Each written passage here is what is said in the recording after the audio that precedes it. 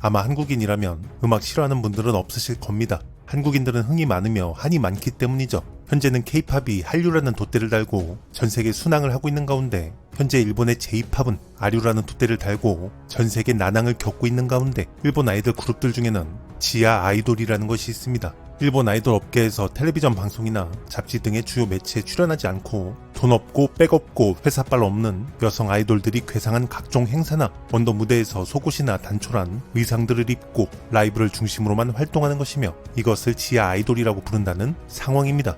일본 현지인들은 보통 아이돌 앞에 지하라는 단어를 주로 쓰는데 우리 일본 윗분들께서 지하라고 하면 인상이 나빠 보이니까 라이브 아이돌 또는 인디즈 아이돌 등의 용어를 써라 해서 이 두 가지 용어로도 불린다고도 합니다. 일본에서 지하 아이돌들이 생겨나는 이유는 여러 가지입니다. 한때 J-팝이 전 세계적으로 인기가 있을 당시에는 일본 아이돌 황금 시대라고 해서 전 세계 음반 판매량과 콘서트 더불어 추가적인 부수입 등으로 인해 일본 음악 엔터테인먼트들이 해외에서 큰 성공들을 거뒀으나 현재는 발전성이 없고 틀에 박힌 그들만의 J-팝이라는 평가를 받으며 해외에서 인기가 급속도로 사그라들었고 국내 수입만 있으니 더욱더 투자하기도 힘든 상황인데 K-팝까지 치고 들어오니 일본 음악 엔터테인먼트 산업은 맥을 못 추고 있으며 현재는 일본 음악 빙하기라고 불려지고 있습니다.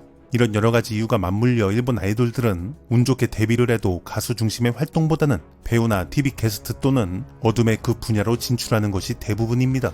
그러나 현재까지도 해외에서는 아직도 J-팝을 사랑하며 걱정하는 외국인들이 있다라는 것인데 최근에 전세계 최대 온라인 사이트에 한 외국인이 답답했는지 왜 일본 J-팝은 한국에 졌을까? 라는 제목으로 매우 진지한 장문의 글을 게재합니다. 그러나 이 글이 매우 분석적이고 뼈를 때리는 내용들이 있는 관계로 다시 내용을 알아보겠으며 이 글의 내용을 간략히 요약해보면 현재 일본 음악 산업이 10년간 의존했던 CD 판매 수익 모델은 이제 빌보드 차트에는 먹히지 않고 전 세계적인 상황으로 CD 판매 시스템은 몰락이 되고 있으며 일본 그룹들이 이벤트로 악수하기 이벤트를 열고 악수를 해주며 CD가 많이 팔리길 기대하고 있는데 이해할 수 없으며 CD와 지상파 방송은 이제 이류 미디어가 돼가는 요즘 시대에 이런 접근 방식은 더 이상 통하지 않을 것 같으며 반면에 한국 아이돌들은 일본 아이돌에게서는 볼 수 없는 높은 수준의 퍼포먼스와 실력을 갖추고 있고 음악 스타일도 글로벌 스탠다드에 접근해 있으며 일본 가수들은 그저 개성으로만 팬들에게 관심을 끈다면 한국 가수들은 실력과 개성이 결합된 하이브리드형으로 진화했으며 K-팝이 성공한 이유는 일본은 아날로그이나 한국은 인터넷 시대에 완벽히 적응했다는 것이며 여기서 더 중요한 것은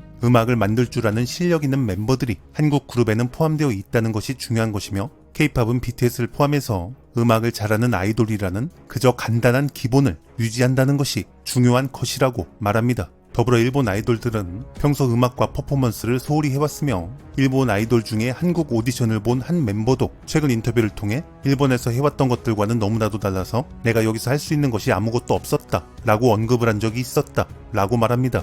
그리고 1980년대 중반까지만 하더라도 일본 아이돌 역시 충분히 가창력이 있었고 가창력에 의해 인기도가 결정됐던 시기였으나 1980년대 중반 이후로는 꾸준하게 성장하는 일본 시장에 안주했고 그 결과 일본 아이돌들은 더 이상 음악이나 퍼포먼스에 대한 노력은 물론이고 일본 음악 시장에서 능력을 요구하지도 않았으며 이런 상황에서 K-팝이라고 알려진 검은 배가 거센 물결과 함께 일본으로 밀려왔던 것이고 트와이스와 블랙핑크 그룹 같은 경우는 일본 여성 아이돌들의 종말을 가져왔다라고 평가합니다.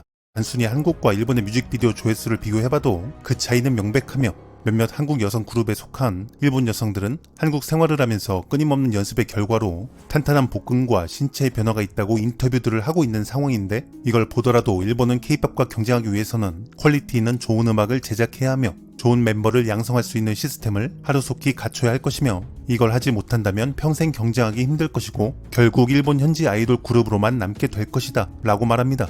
또한 K-팝이 일본에 진출해서 현재 일본의 여러 그룹들에게 깨달음을 주고 있는데 답은 분명하게 나왔으며 일본은 글로벌 시장에 맞는 음악을 만들고 멤버들은 실력이 있으면 된다라는 간단한 답이 나오며 물론 일본이 지난 20년 동안 발전한 K-팝을 하루아침에 뛰어넘을 수는 없으나 이런 간단한 답들이 현재 상황을 극복할 수 있는 유일한 길이다 라고 말합니다. 그리고 글을 마무리하면서 말하길 현재 일본 음악 제작사들도 깨달음을 얻기는 하는 상황이나 상황이 힘들어 몇몇 음반 제작사들은 적자로 인해 건물을 매각하고 많은 직원들을 내보내고 있으며 특히나 CD가 팔리지 않기 때문이며 매출의 70%가 CD와 DVD이므로 이런 사업 모델들을 바꿔야 할 것이며 2020년대에 현재 일본은 2010년대의 CD 사업 모델의 부작용을 겪고 있다 라며 게재글을 마무리합니다.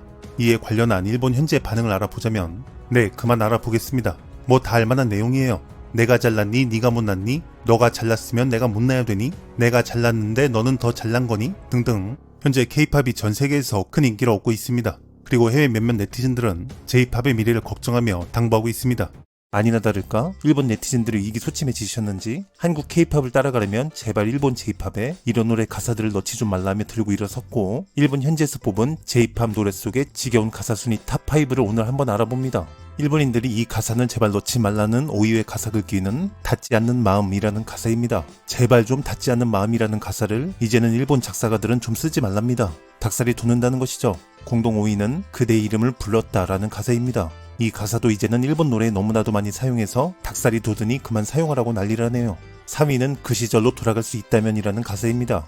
일본 작사가분들의 애국심이 깊어요. 일본의 잃어버린 30년 버블 경제 시대로 돌아갈 수 있다면 바로 잡을 텐데라는 속뜻을 래퍼에서 표현한 건데 일본 젊은 층들은 이 마음을 몰라주네요. 3위는 그 손을 놓지 마라는 가사가 뽑혔습니다. 이 가사 단어도 지긋지긋하다네요. 2위는 너를 지키고 싶어라는 가사가 선정됐습니다. 일본 노래 열의 7에는 이 가사가 들어간다는 것이죠. 대망의 1위는 혼자가 아니야 라는 가사입니다. 뭐 넌 혼자가 아니야 이런 가사가 일본 노래에 거의 들어가나 봅니다. 이 단어들로 일본 노래의 가사를 만들어보면 뭐 이런 것이겠죠. 널 짝사랑하는 나의 닿지 않는 스고이한 마음으로 간절히 그대 이름을 부르며 그 시절로 돌아갈 수 있다면 워우워 요 베이베, 그때는 나의 그 손을 놓지 말고 그때는 너를 지키고 싶고 그때는 넌 혼자가 아니야 아리가또 이빠이 오겐키 데스까 워우워 오마이 러브. 이제 뭐 이렇게 곡 하나의 가사가 완성된다는 것이고, 이 가사들이 지겹다고 이제 그만 사용하라고 일본 현지인들은 말하는 중입니다. 오늘은 여기까지입니다. 볼만하셨다면 구독, 좋아요 부탁드립니다.